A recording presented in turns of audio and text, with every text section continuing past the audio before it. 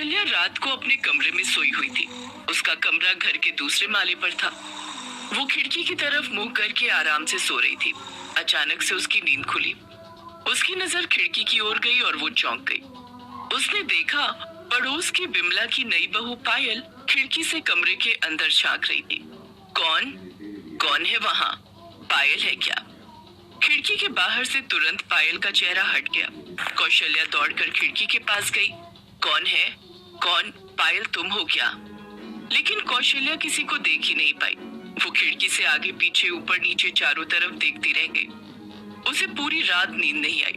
अगले दिन सुबह सुबह वो बिमला के घर पर गई। अरे कौशल्या, आओ आओ, क्या बात है? इतनी सुबह सुबह क्या सोच कर आ गई हो? घर में चीनी या चाय पत्ती खत्म हो गई है क्या? नहीं नहीं, चाय पत्ती नहीं, मेरा मेंटल पीस खत्म हो गया है। Mental peace? वो क्या चीज है? कोई नए किस्म का खाना है क्या? नहीं नहीं, मेंटल पीस मतलब मानसिक। छोड़ो, तुम नहीं समझोगी। अपनी बहू को बुलाओ। नई बहू? अरे ओ पायल, कौशल्या चाची आई है तुमसे मिलने, बाहर आओ जरा। पायल आंखें रगड़ते हुए कमरे से बाहर आई।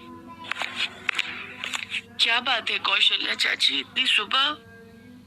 मैं तो सो रही थी। हाँ हाँ, रात को लोगों के कमरों में झांकोगी तो देर तक तो सोना ही पड़ेगा ना। लोगों के कमरों में झांकना? ये आप क्या कह रही हैं कौशल्या चाची? हाँ कौशल्या, ये क्या तुम उल्टा सीधा इल्जाम लगा रही हो मेरी नई बहू पर?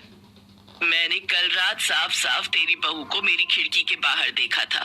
कल रात को मिलाकर लगातार 3 दिन से हो रहा है ये सब। क्या? आपके कमरे के बाहर? लेकिन आपका कमरा तो दूसरे माले पर है।